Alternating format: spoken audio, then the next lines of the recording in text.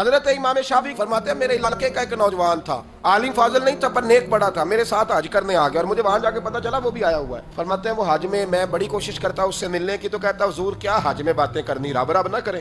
فرماتے ہیں موقع ہی نہ دیتا، جوان تھا بڑا پرہیزگار۔ فرماتے ہیں وہ جب بھی دعا کے لیے ہاتھ اٹھاتا تو کہتا یا اللہ مجھے قبر میں بھی نماز کی اور قرآن کی توفیق دینا۔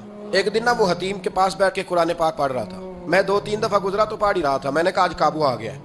میں اس کے پیچھے بیٹھ گیا اور میرے دل میں خیال تھا کہ جتنا بھی آج پڑھے گا نا میں نے اسے 2-4 باتیں کر کے ہی جانا ہے۔ اس نے قرآن مجید سمیٹا اور میری طرف دیکھ کے کہنے لگا حضور میں بھی آپ کا انتظار کر رہا تھا۔ کہتا میں خوش ہو گیا، لیکن اس نے کمال کر دی، جیب سے چند دینار نکالے اور کہنے لگا حضور آج ظہر کی نماز کے بعد نا میرا انتقال ہو جائے گا، تو یہ نا ایسے رکھ لیں، کفن خرید کے نا تو میرا جنازہ پڑھ کے تو یہاں جنت المعلا میں دفن کر دیں۔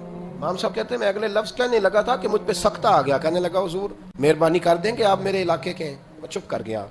ظہر کی نماز میں نے دوبارہ اس جگہ پڑھی تو میرے ساتھ صف میں موجود تھا، فرض بھی اکٹھے پڑھے، سنتیں بھی اکٹھی پڑھی، نفل پڑھ کے جب میں نے توجہ کی تو وہ زمین پہ لیٹا ہوا تھا۔ آپ فرماتے ہیں میں نے غسل دیا، کفن دیا، دفن کر دیا۔ کئی سالوں کے بعد میں دوبارہ آیا، اسی جنت المعلا میں مجھے ایک اور جنازہ پڑھنے کا موقع ملا۔ میرے دل میں ہمیشہ خیال آتا تھا کہ وہ تو کہتا تھا یا اللہ قبر میں بھی قرآن کی توفیق دینا، تو یا اللہ مجھے دکھا وہاں پڑھتا ہے کہ نہیں پڑھتا۔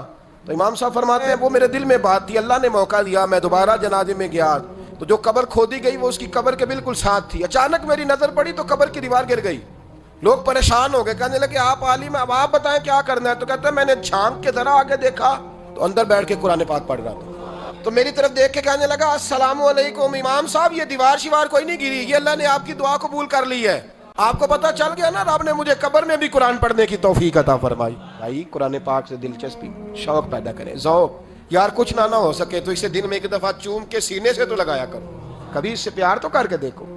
یہ اللہ کی کتاب ہے اور اس کا ایک ایک حرف وہ ہے جس کی تشریح مدینے کے چاند نے بیان فرمائی۔